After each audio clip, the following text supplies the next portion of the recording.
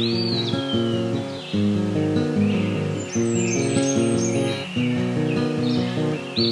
à Paradisa, c'est la fin d'année, c'est le petit cadeau qu'on vous fait en famille. Et voilà, on voulait vraiment vous remercier pour l'accueil que vous avez réservé à tous les étudiants cette année. On va aussi les remercier d'avoir fait un bon programme, leur remettre un petit diplôme qui leur sera utile de retour dans leur pays.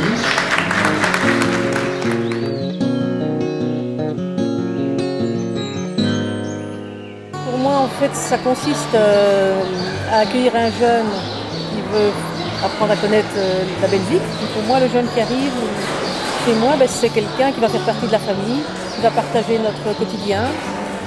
C'est pas l'hôtel, c'est pas une auberge, donc on va évoluer ensemble pendant toute cette année d'échange et on va apprendre l'un de l'autre. Donc voilà. Je dirais que c'est en plusieurs phases. Le début, tout le monde cherche à faire sa place, on hésite, on ne sait plus très bien si on doit conserver nos habitudes, si on doit modifier nos habitudes. Et puis peu à peu, l'étudiant d'échange, tout le monde retrouve sa place dans la famille. L'étudiant d'échange prend une place importante, devient un enfant de la maison presque.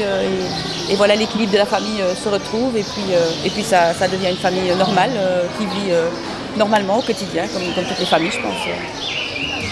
On est dans sa petite routine, on connaît sa culture, on a ses petites habitudes, et puis parfois on est confronté au regard de l'autre, et inversement, et on se remet parfois en question aussi sur nos certitudes, parfois sur notre vision du monde.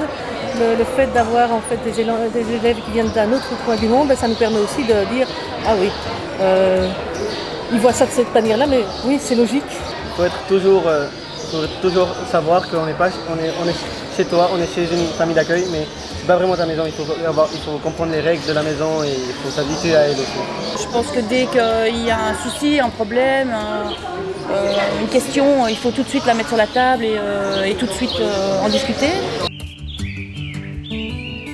Moi, j'ai pas de moment fort en particulier, mais plutôt ce partage qui est gai, parce qu'avec la maman là-bas, il y a aussi des choses qui se passent, ou le papa, la maman et le papa, il y a aussi des liens qui se créent, même si c'est superficiel, on ne les voit pas, on ne les connaît pas, on ne les touche pas, mais néanmoins on partage quelque chose en commun qui est leur fille, et ça crée des liens au-delà des frontières.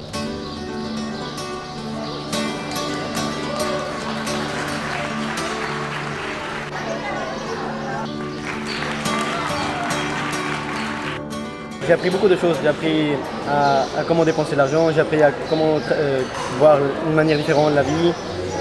Et voilà. Comme anecdote, je retiendrai que quand je revenais du travail et que Valentina et la plus jeune étaient à la maison, j'entendais des éclats de rire et vraiment une complicité entre les deux, et ça c'était vraiment super agréable. On était allé à Venise et j'ai trop aimé parce que on était c'était ma soeur d'accueil qui n'était pas là toute l'année.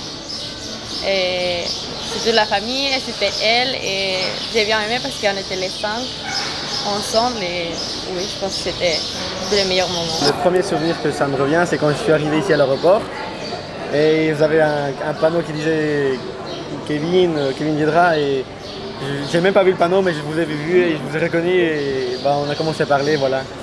C'est le premier souvenir que ça me vient à la mémoire. Je pense qu'il faut être super ouvert, il ne faut pas être fermé dans son carcan, mais voilà, ouvrir ses yeux, ses oreilles, écouter, échanger, apprendre, découvrir. Enfin voilà, c'est tous des mots-clés qui font qu'accueillir quelqu'un, c'est découvrir autre chose, un autre monde, une autre histoire, et c'est ça qui est gai. Et on espère qu'on retournera au Mexique pour retrouver Valentina d'ici quelques années et voir ce qu'elle est devenue, parce que c'est ça qui est passionnant, évidemment.